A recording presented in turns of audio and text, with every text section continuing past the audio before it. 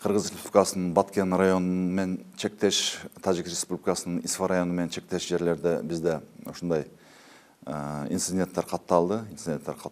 Айтып кетсек, ушул Кыргызстандын Аксай айылы менен Тажикстандын Борух айылынын ортосунда, Кыргызстандын ушул Орто Боз, Мазиеттин жери, Ташунтук жеринде Хожало деген Тажикстандын айылынын ортосунда ушундай инциденттер катталды. Ушул эки делегация келип, көп изилдеп, 5 күн макулдашып биз чечимдерге келдик. Негизинен айтып кеткенде эки маселе каралды ушул жерде. Биринчиси бул ошол 13-14 мартта орун алган инциденттерди талдоо, биринчи маселе.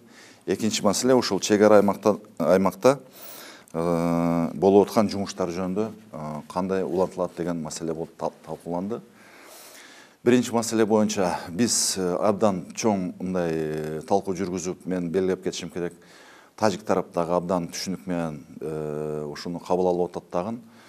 Анан биз ошол биринчи маселе боюнча биринчиден ушул эки тараптуу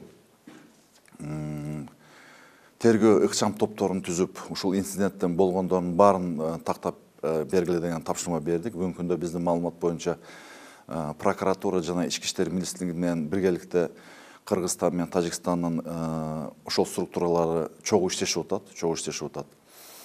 Бул эмне үчүн түзүлгөн? Себеби ар бир тарап өзүнчө иштесе, ар бир тарап өзүнүн версиясын чыгарып, ошондон бир жыйынтыкка келбей, мындай талаш тартыштар ошондон боло берет дегенден биз ошондой тапшырма берип, ошону иштеп чыктык.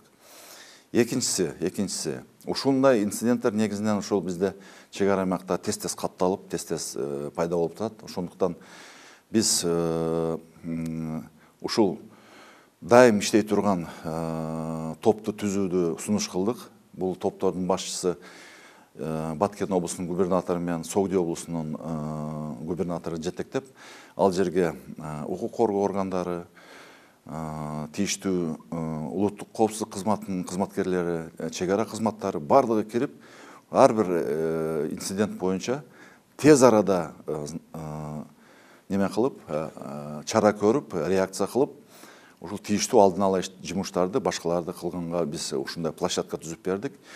Үчүнчүсү, бизде ушул чек ара аймакта өзгөчө мына Баткен району менен Исфа районунун ортосунда, баягы Актатыр, Аксай, Самаркандек зоналарында бизде Тажикстан менен Кыргызстандын жарандары абдан жакын жашайт. Кээ бир мезгилде мына Баткен районунун Көкташ айылында мына көчө болсо, көчөнүн берги жагында кыргыздар жашайт, наркы жагында тажик жарандары жашайт. Кээ бир жерлерде мындай шахматный түзүлүп калган үйлөрчү. Шахматный бир үйдө Кыргызстан жараны жашаса, кошунасы Тажикстан жараны. Ошондой көчөлөрдө биз мына укук коргоо органдарына, ички иштер министрликтерине тапшырма бердик. Биргелешкен мындай күзөттөрдү түзүп, мына өзгөчө кечки мезгилдерде ушул жерде күзөт өткөрүүнү тапшырдык. Азыр ошондой жумуш уюштурулган, биздин тапшырмабыз боюнча ал жүрүп атат. Үчүнчүсү, бизде эме ошол зонада мындай, мисалы үчүн тажик жараны, мисалы үчүн Варух айылынын жараны, башка айылына кирейин десе бир 2-3 жерде Кыргызстандын территориясын кесип өтөт. Биздин жарандар, мисалы үчүн Самаркандектен Аксайга барам десе, ал дагы 2-3 жерден Тажикстан территориясын кесип өтөт. Ошол жерлерде мындай элдерге тоскоолдук болбош үчүн бүт баягы чек ара постторуну алынсын деп биз тапшырма бердик. Себеби канчалык ушу тоскоолдук, канчалык текшерүүлөр боло берсе, ошончолук элдин нараазычылыгы, элдин бири-бирге болгон мындай жаман көргөндүгү пайда болуп баягы чыңалууга алып бара берет да. Ошон үчүн биз бардыгына ошол постторду алгыла деген тапшырманы бердик. Бүгүнкү күндө ал дагы аткарылды. Машина болобу, жарандар болобу, мындай тоскоолдуксуз жүрүп атат. Ал эми экинчи маселе боюнча бизде эми Аксай айылы боюнча айтып кетсек, бизде мына Көкташ Аксай айылы Көкташ Аксай жолу мына бүткөн, Аксай Рабат жолу бүткөн. Ал жерден жарандар жүрүп атат. Андан сырткары ушул сүйлөшүүлөрдө илгертен бери эле сүйлөшүү болгондо ушул Аксай Варух айылына барыш үчүн тажик жарандары Аксай айылы менен Аксай айылынын ортосунан өтөт. Ал жерде эл жашагандан ушул кошумча бир жол салып бергиле деген сөз болгон. Аксай айылынын сыртынан. Ал маселе 2014 түзүлгөн 34 протоколдо белгиленип, ал жолдун курулушу бүткөн. Бир гана үстү акырына чейин жеткире турган иштери бар. Ошол жумушту дагы биз аягына чыгарабыз деп сүйлөштүк. Мен бирок ал жерде белгилеп кетиш керек, ал жумушту кыргыз тарап кылат. Кыргыз Республикасынын бюджетинин эсебинен кыргыз компаниясы менен бүтүрөт. Ал жерде маселе жок. Ошондой эле ошол эле протоколдо белгилеп кеткендей, Аксай Тамдык жолун дагы кыргыз тарапы куруп аягына чыгарат деп чечиштик. Мен окудум ошол немелерди.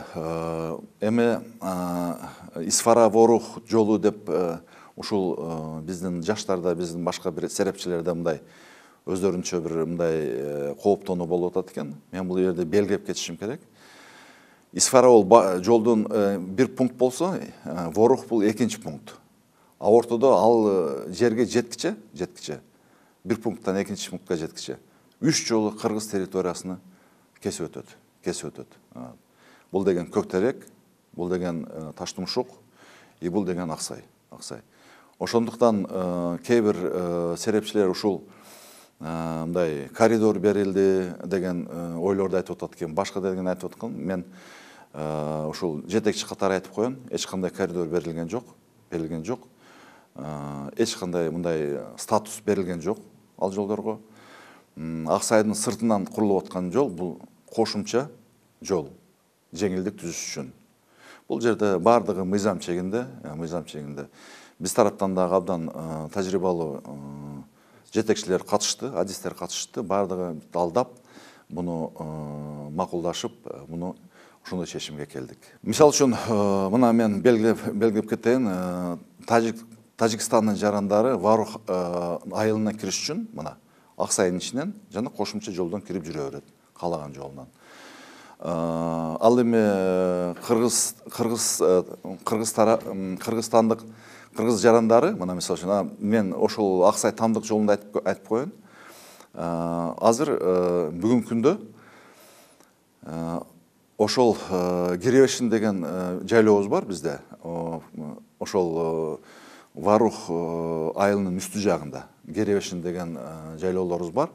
Ал жака биздин Баткен районунун 3 айылдык аймагы малын алып чыгат.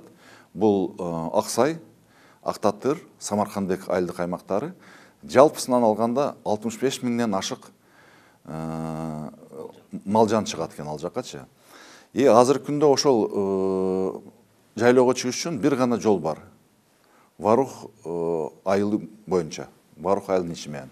Албетте, эми бул жаздын алдында, күздүн алдында боло турган иш, бирок кандайдыр бир мындай өзүнчө мындай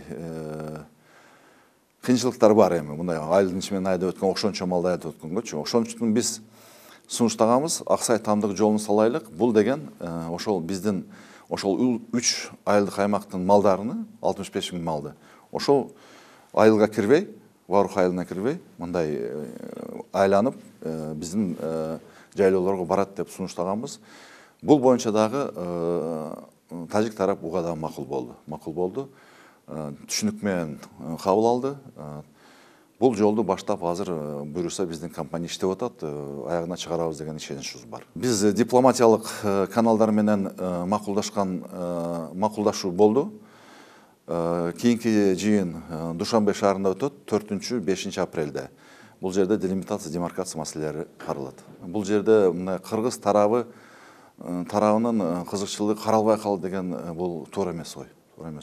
Эми протоколдо деле бул жарыяланат, албетте жарыяланат. Ал жерде бүт адистер, эксперттер окуп көрсө болот. Бул жерде эч кандай мындай беките турган бир сыр жок бул жерде.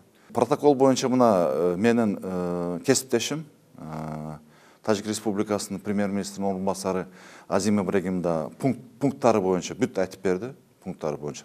Мен ойлойм, бу жерде эч кандай мындай жашыруун эчтеке жок. Бул боюнча мен ойлойм, массалык маалымат каражаттарына бул дагы чыгат бардыгы.